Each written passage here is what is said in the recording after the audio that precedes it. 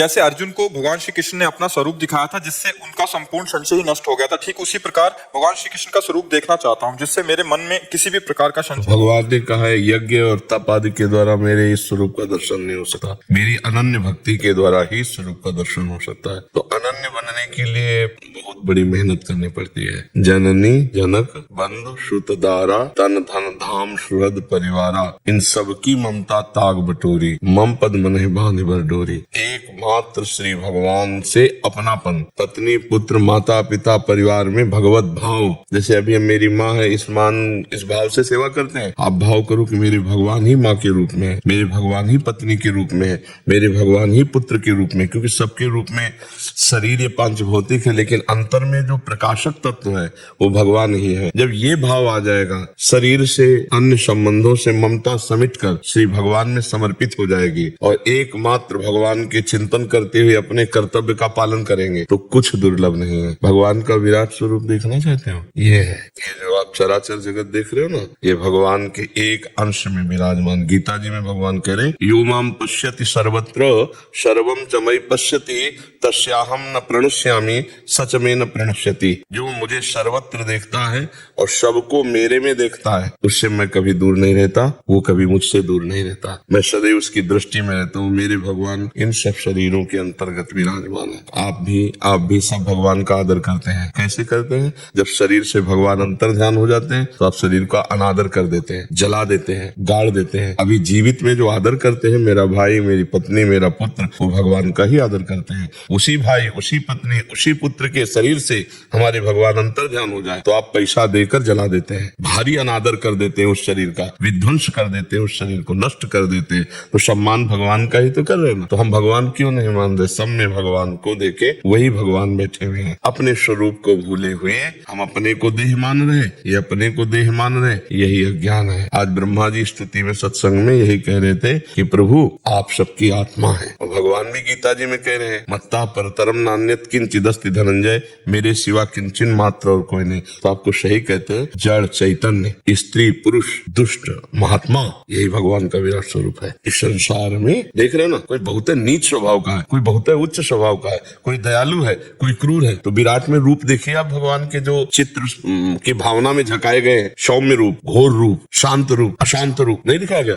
ये चराचर जगत भगवान का विराट रूप है। सब में भगवान है और सब भगवान में है। भगवान की सिवा कोई नहीं। ये वास्तविक ज्ञान हो जाना, केवल पढ़ लेना प्रवचन कर लेना ये बात अलग है। अब ये ज्ञान कैसे होगा? जब हम निरंतर नाम जप करेंगे। जैसे आप कह रहे हैं 1 साल से सत्संग सुन रहे हैं और नाम जप कर रहे हैं। सन 97-98 में एक संत भगवान वो सत्संग करते थे, तो 96-97 से तो मतलब हम कई जगह जाना आना शुरू किए और जो तमाम सत्संग में तब से हम आते जाते हैं। और हम कुछ जैसे कि ये 5 बातें जीवन में उतार लो, सब ठीक हो जाएगा। पहला स्वाध्याय, ये जैसे पंच सकार चूर्ण होता है ना, तो उधर बिगड़ जाए तो ठीक कर देता है, ऐसे ये 5 सकार साधन है। पहला स्वाध्याय, जो शास्त्र आपको प्रिय लगे, रामचरितमानस, श्रीमद् भगवत गीता, श्रीमद् भागवत, जो भी पुराण, जो भी शास्त्र, उसको अपना जीवन बना लो कि हमको दिन में एक बार आधा घंटा 1 घंटा जो समय खुद स्वाध्याय करना है। स्वाध्याय, फिर सत्संग, किसी ऐसे संत का सत्संग जिनसे हमारी भावना जुड़ गई है,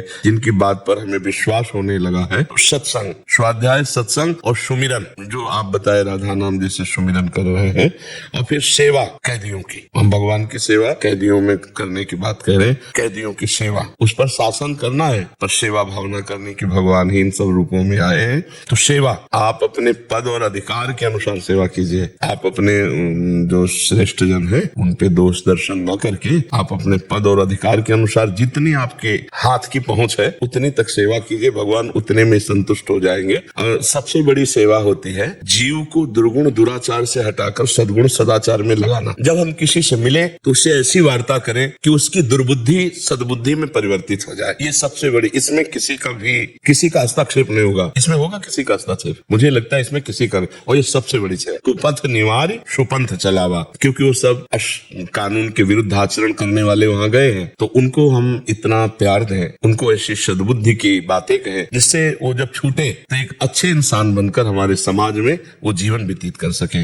यदि वो जेल में ही है तो एक बहुत प्रसन्न चित्त होकर अपना जीवन व्यतीत कर सके, क्योंकि आप सत्संगी हो। तो हमारी 5 बातें, आखिरी वाली को कहते हैं समाधि। तो समाधि तक तो योग की पहुंच होती है। अपने उसे इस भाव में लेते हैं कि हम 24 घंटे में 1-2 घंटे ऐसे निकालते हैं जिनमें किसी से संभाषण नहीं करेंगे और कोई बात सोचेंगे नहीं। सरल भाषा में समाधि बता रहे हैं, कोई बात सोचेंगे नहीं, बस राधा नाम का चिंतन करेंगे। इसका अभ्यास 15 मिनट, 20 मिनट, 30 मिनट, 1 घंटा, आधा घंटा, तो 5 ये जीवन में अगर आपकी दिनचर्या में हो जाए, स्वाध्याय, सत्संग, सुमिरन, सेवा और समाधि, तो जो चाहोगे प्राप्त हो जाए। इन 5 से अपने जीवन को भरपूर कर लीजिए। सच्ची मानिए सब में प्रभु बैठे हैं, सच्ची मानिए सब में प्रभु बैठे हैं। गुरुदेव, अगर कोई अपने आप को कहे कि वो भगवत प्राप्ति इंसान है और जैसे हम उनसे बात करते हैं तो काफी अच्छा लगता है, लेकिन जब घर जाते हैं तो बहुत ही उदासी सी छा जाती है, डिप्रेशन की घबराहट। पहली बात तो कोई भी भगवत प्राप्त अपने को ये नहीं कह सकता कि मैं भगवत प्राप्त हूँ। पहली बात ये है कि वो भगवत प्राप्त नहीं है। तुम जेब में रुपया डाले हो, बोल सकती हो सभा में, हिम्मत नहीं है। क्यों?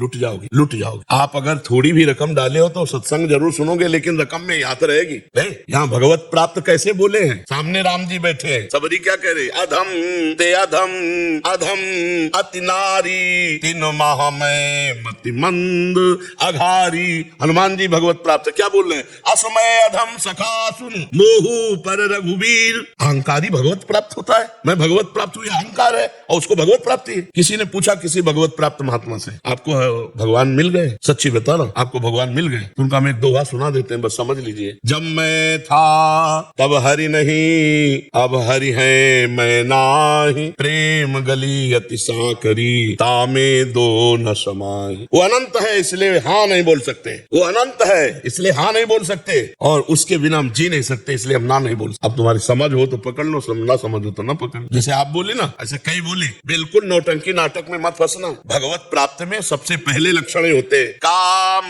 क्रोध, मदमान, न मोहा, लोभ न क्षोभ, राग नहीं द्रोहा। भगवत प्राप्ति का मतलब समझती हो? श्री सुखदेव जी को भगवत प्राप्ति जब हुई तो अब ये प्रमाणित कैसे करे कि भगवत प्राप्ति हो रही? यही भगवत प्राप्ति, क्योंकि जो भगवत प्राप्त प्रमाण दे ना तब तो भगवत प्राप्ति हुई। अब वो जनक जी के पास श्री व्यास देव जी ने भेजा सुखदेव जी को, तो 7 दिन ये देखो भगवत प्राप्ति की परीक्षा हो रही कि आपको भगवत प्राप्त है कि नहीं। 7 दिन दरवाजे पे खड़े रखा और रोज पूछते उनके आकृति में कोई परिवर्तन। पहली बार कहा जनक जी से मिलना, 7 दिन 7 रात वैसे ही खड़े रहे, नंग धड़ंग, 16 वर्ष की अवस्था, ना कोई पूछताछ, ना पानी, ना भोजन, न कुछ, पर रोष नहीं आया। फिर कहा महलों में ले जाओ और नई नई जवान सेविकाओं के द्वारा रात दिन सेवा करवाओ। रात दिन 9 युवतियां, हंसी खेल, खवाना पियाना। पूछते बोले जैसे गेट के बाहर थे वैसे भी है। थाल सजाई आरती की और आए आरती के और कहा परमहंस शिरोमणि, आपको वो प्राप्त है जिसके प्राप्त होने के बाद कुछ प्राप्त करना बाकी नहीं रहता। ऐसा कोई अपने आप कहेगा मैं भगवत प्राप्त हूँ? काहे को मजाक कर रहे? आज ड्रामा चल रहा, नौटंकी चल रही। भगवत प्राप्त से पूछो तो हाथ जोड़कर ये कहेगा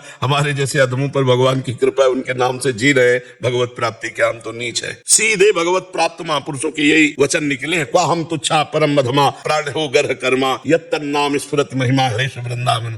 जी, तो हम इससे कैसे, क्योंकि हम काम करते हैं, वही हमारे पास हमेशा आते हैं, हमारा भजन पूरा बाधित हो जाता है, हम बहुत कोशिश करते हैं। उनमें भगवत भाव करो, उनकी बातें मत सुनो, नाम पर ध्यान दो, भगवान का नाम ध्यान में रखो और सब में भगवत भावना करो, ना किसी की निंदा करो, ना किसी का संग करो, बहुत संभाल कर अपने आप को रखो। भजन मार्ग में चरित्र पवित्र हो तभी भगवत प्राप्ति के योग्य हो। चरित्र भ्रष्ट न आदमी न पुरुष स्त्री, कोई चरित्र भ्रष्ट भगवान को नहीं पा सकता।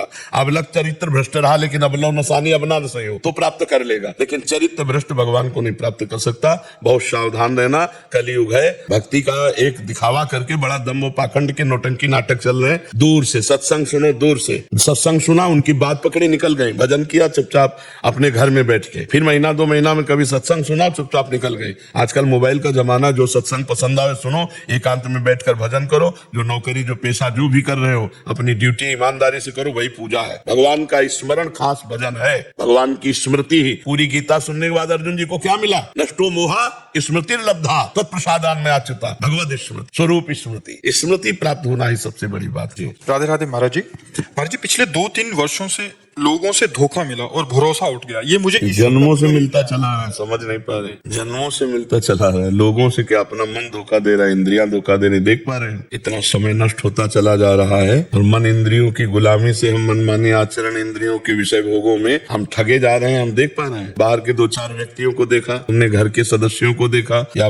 कार्य करते हुए ऑफिस के मित्रों को देखा, लेकिन अपने मन को देखा वो आपके साथ इतना धोखा कर रहा है कि जन्म के जन्म नष्ट करता जा रहा है और उस धोखेबाज को अपना अपना मित्र मान के आज मेरे मन में ये है, ये खाऊंगा, ये देखूंगा, ये सुनूंगा, ये पीऊंगा, बस 5 इंद्रियों के साथ मनमानी आचरण करा के हमको भगवान से विमुख कर दिया, सच्चिदानंद तत्व से रहित कर रहा है, तो हम अपने पहले धोखेबाज को देखें, इसको सुधार लो, सब सुधर जाएगा। बाहर को सुधारना नहीं, अंदर सुधारना है। अध्यात्म की बात अगर सुनने आए हो, अध्यात्म की बात है, बुरा जो देखन में चला, बुरा ने मिलिया कोई, जो दिल खोजो आपनो तो मुंह से बुरा ना। ये हमको सुधारना है, हमको सुधरना है। तेरे भावे जो करे भरो बुलो संसार, नारायण तू बैठ के अपनो भवन भुआ। आपको ऐसा लगता है मैं सबके साथ अच्छा व्यवहार करती हूँ, सब हमारे साथ बुरा व्यवहार करते हैं। आपको ऐसा मालूम लग सकता है ऐसा कि मैं अच्छा करती हूँ, तो सबसे बुरी बात है कि आपको अच्छाई का अभिमान है, वो आप उससे जिसके साथ करते हो वो स्वार्थ बुद्धि रखती हो कि वो आपको नमन करे, आपके अनुकूल चले। ये अध्यात्म की बुराई है। अध्यात्म क्या कहता है? दूसरे को सुख दिया और नेकी कर दरिया में डाल। वो हमको धन्यवाद बोले ऐसी आकांक्षा नहीं, मैंने अपने कर्तव्य का पालन किया, तेरा स्वभाव, तेरी बुद्धि, तू जैसा बोले मुझे उससे कोई मतलब नहीं,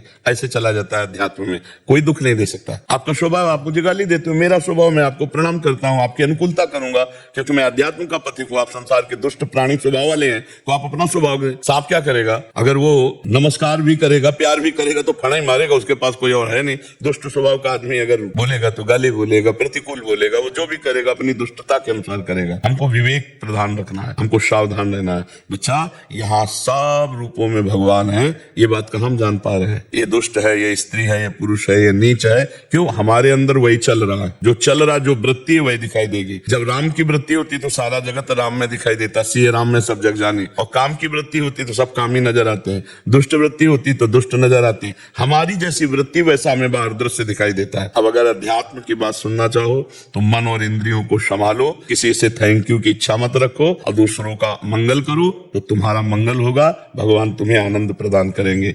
अपनी गलतियों की जांच करो, रोज शाम के बैठ के सुबह से शाम तक मेरे द्वारा कौन सी गलती हुई, कौन सा धर्म विरुद्ध आचरण हुआ। अभी कुछ दिन में आप देखो ना कि आनंद आने लगेगा। हम अपनी गलतियों को बिल्कुल छुपा लेते हैं, दूसरे की छोटी गलती को सभा में बड़ी करके बताना चाहते हैं, लेकिन अपनी बड़ी गलती को बिल्कुल नॉर्मल मान के उसे शांत कर देते हैं। हमको चाहिए दूसरे की बड़ी से बड़ी गलती को नॉर्मल करके छोड़ दें, अपनी छोटी सी गलती को बिल्कुल नॉर्मल न करें, उसे बड़ी करके नष्ट कर दें, तो हम निर्दोष हो जाएंगे। जब हम निर्दोष हो जाएंगे, हमारी दृष्टि में सब मंगल में हो जाए, हमारा अध्यात्म का। अब अगर आप व्यवहार की बात करना चाहते हैं तो बोलिए। महाराज जी, जैसे आपने बोला कि बाहर से धोखा मिला, बट अभी कह रहे हैं कि जैसे बाहर से धोखा मिला तो ईश्वर के करीब चले गए, कि आस्तिकता बहुत बढ़ी। सुंदर, बहुत सुंदर, उसके बाद फिर प्रेम की भावना सिर्फ ईश्वर से ही हो रही है, बट अभी असमंजस में है कि आगे विवाह आदि के लिए अभी जाए हैं, पता है कि सारा संसार। जब ईश्वर के नजदीक पहुंच रहे तो छोड़ दो ना उनके ऊपर, उनको दूल्हा दिलाना होगा, अनुकूल दूल्हा बनकर आ जाएंगे वो। अपने को क्या चिंता करनी है, ऐसे रह जाओ, आगे जो होना सब हो जाएगा। आप चिंता क्यों करो? आप तो चिंतन करो। अनन्य चिंतयन्तो माम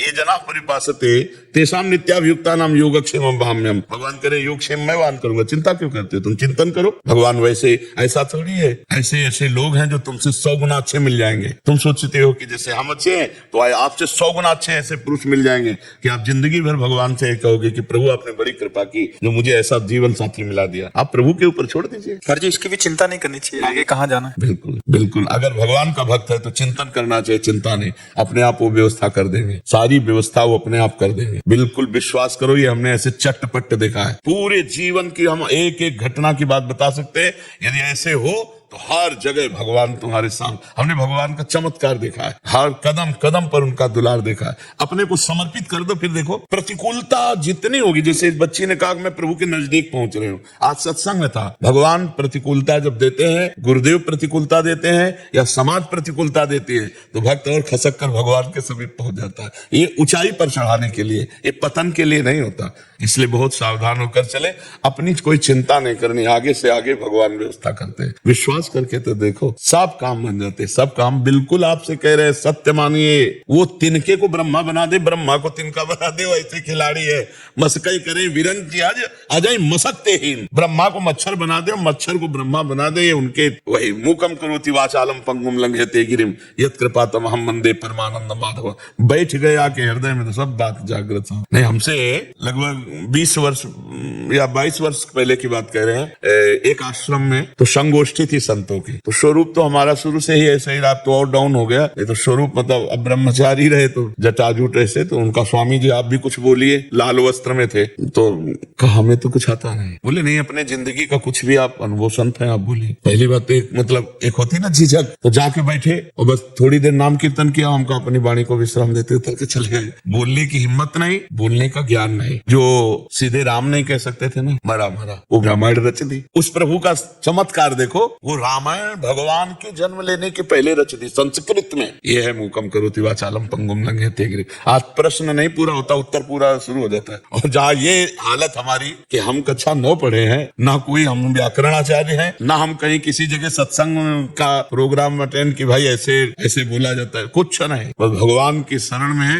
वही बैठ गए तो वेद उनकी श्वासों से निकले। तो भगवान की शरणागति और भगवान का ये नहीं सोचना कि अब कौन मिलेगा कैसे, नहीं, आप बिल्कुल भरोसे पे हो जाओ। पर भरोसा अडिग हो, बस बात बल गई। आप देख लेना, गले तक तलवार आते आते हार बन जाएगी, वो काट नहीं पाएगी। आप विश्वास कर लो, हमने जीवन में हजारों बार देखा है। बस भगवान का भरोसा हो। अगर भक्त कहीं डाउन होता है तो कीन हो इसका बहु अभिमाना सुख हो वंचा कृपा निदान। कहीं अभिमान हो गया, अब भगवान उसे नीचा गिराना चाहते हैं। इसलिए बहन आप निश्चिंत रहिए, भगवत भरोसे में रहिए। और अगर भगवान संयोग मिलाएंगे तो बढ़िया मिलाएंगे, उनका संयोग कराया हुआ कभी अमंगल नहीं होता। अगर आपको यह वीडियो अच्छी लगी है तो वीडियो को लाइक करें, कमेंट करें और चैनल को सब्सक्राइब जरूर करें।